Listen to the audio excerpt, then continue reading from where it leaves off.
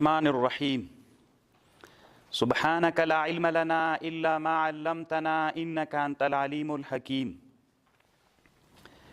طالبان ورونو د مونږ د مدرسو درسي نصاب دا په درسي نظامي باندې شهرت لري. یعنی د مونږ د مدرسو کم درسي نظام څه ده له پنج کتابو صرفي بایي نه رانیولې تر لویې دورې پورې دغه نصاب ته مونږ په مدرسو کې درس نظامي وایو. ولې ورته درس نظامي وایو او له کم وخت نه دا راشروع سوی ده؟ ولې نه بدلیږي؟ څه وجه ده چې دغه درس نظامي نه بدلیږي؟ ولې له اسمان نه وحی پې باندې راغلی ده او که دا د وقت ضرورت ده؟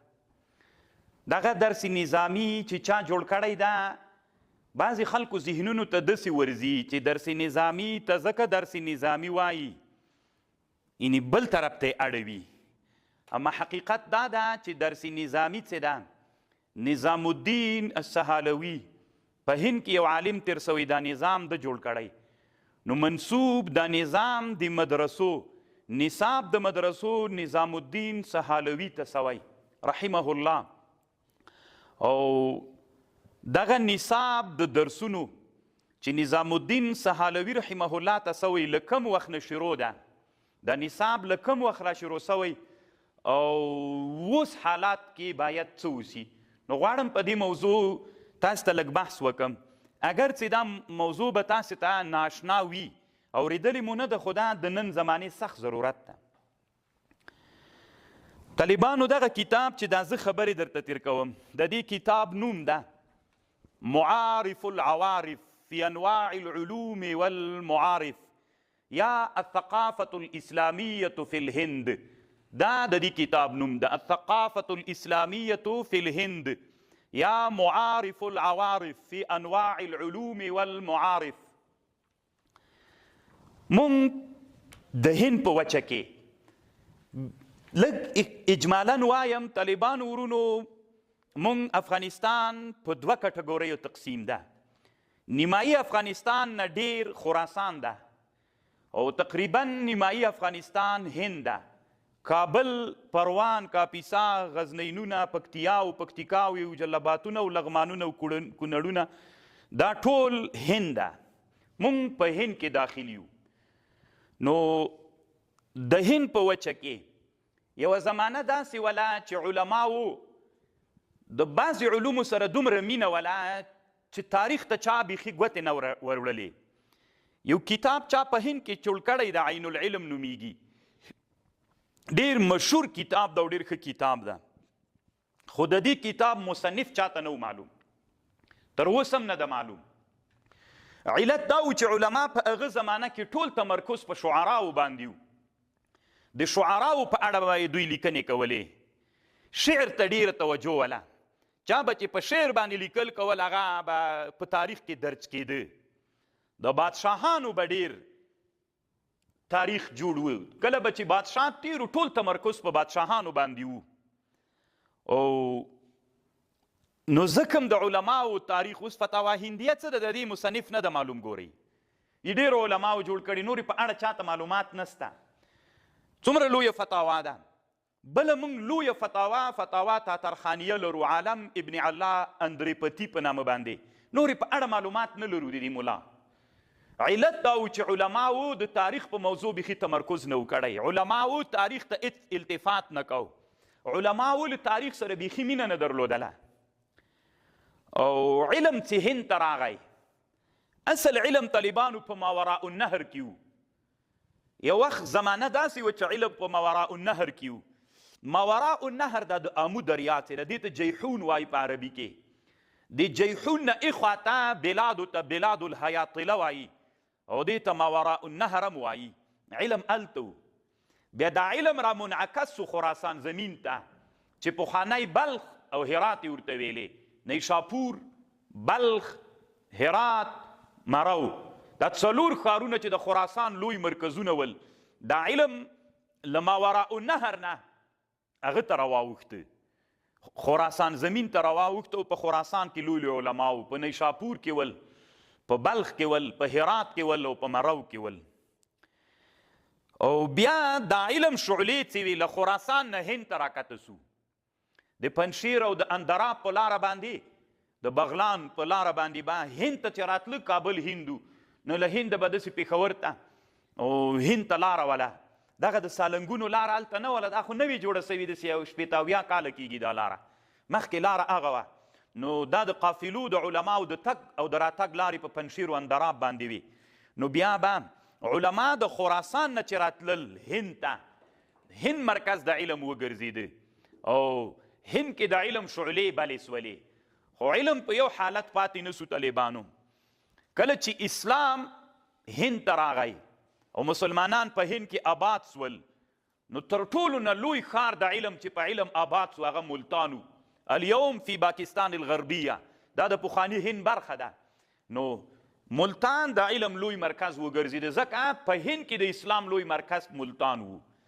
نو ملتان کې ځکه چې بادشاهي دلته وه، د ټول هند قاعده دلته وه، عاصمه و پایتخت د هند ملتان وګرځېده. نو ملتان د علم مرکز وګرځېده. تر ډیره زمانه پورې په هند کې هغه ملتان د علم مرکز و. بیا چې کله د محمود غزنوي زمانه راغله رحمه الله، د محمود غزنوي په زمانه کې بیا تر هغه وخته پورې د لاهور مرکز د هند پایتخت وګرځېده.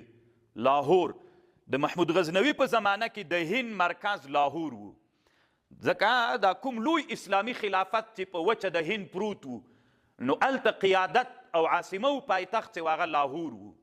نو بیا لاهور چونکې د علم مرکز هلته علم ګرځېږي چې د خلکو اجتماع یو جي ته ډېره سي. نو لاهور د غزنوي خلافت دپاره د هند د وچې لوی مرکز وګرځېده. نو علما بیا د محمود غزنوي په خلافت کې سوونه کاله مرجع او معاب د علماو او د وفدونو د ارباب العلم والکمال من کل ناحیة من الشمال والجنوب، نو هغه لاهور و. بیا چې کله د غزنویانو خلافت ونړېده، د دې نه وروسته د علامه شهاب الدین غوري رحمه الله خلافت راغی. شهاب الدین غوري چې دا د موږ د غور و، دویم په وچه د ټوله وچه د هند باندې، پاکستان، بنګلادیش، هندوستان، افغانستان، دا ټول یوه بادشاهي وله، د غوریانو حکومت یې ورته ویلې. د دې پایتخت بیا دهلي وګرځېده. بیا د اسلامي حکومت په هند باندې پایتخت و قاعده و مرکز هغه دهلي ته منتقل سو. او بیا دهلی د اسلامي امت لوی پایتخت په وچه د هند کې دا وګرځېده. بیا مرجع او معاب د علماو دهلی وګرځېده. عین تر زمانې د بادشاهانو د تیموریانو مغولیانو بادشاهانو پورې چې مغولي و تیموري حکومت نړېدلی، بیا انګلیسي استعمار راغلی ده. بیا تر هغه ورځې نه وروسته موږ مسلمانان ښه ورځ نه لرو. وی مسلمانان ټوټه ټوټه سوي دي. پاکستان بیل ده او بنګلادیش بیل ده. هند کې هېڅ اسلامي حکومت لا نشته ده او افغانستان له انګلیسي استعمار نه وروسته تر ننه ورځه پورې کړېږي، په ډیورندونو باندې بدل سوي او را بدل سوي دی او د بدې ورځې سره مخ ده. نو دا بیا له دې نه وروسته چې دهلی په هند کې د علم مرکز وګرځېده، بیا دا علم له دهلي نه لکناو ته لاړه. د غوریانو خلافت نه شروع تر زمانې د بادشاهانو د تیموریانو پورې بیا لکنو ته لاړه. لکنو دا په هند کې یو له غټو ساحو نه ده، مرکز جونپور نومیږي. نو هلته د علماو هغه لاړه، تمرکز لاړه. او لکنو کې الله پاک علما را پیدا کړل. په خپله لکنو جونپور کې ډېر علما پیدا سول. دا علم شعلې وغوړېدلې، په کلیو کې علما پیدا سول. مشهور کلی یې چې الله پاک په علم باندې آباد کړل د لکنو، خیرآباد یې ورته ویلې. یو ځای تاسې په دې کتابونو کې یوه شرحه لیدلي وي، خیرآبادي ورته وایي چې په څه شي باندې شرحه ده. او ګوپامو یې ورته ویلې. که قاضي مو ویلي وي طالبانو، بیا وایي قاضي ګوپامو داسې وایي، هغه حواشیو کې حواشي د ګوپاموي. او بیا سنبهول په نامه باندې یو ځای و، او بلګرام په نامه بل ځای و.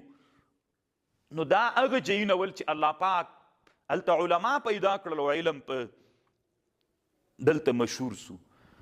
نو کله چې لکناو ته خبر راغله، په لکناو کې یو عالم و علامه نظام الدین سهالوي نومید.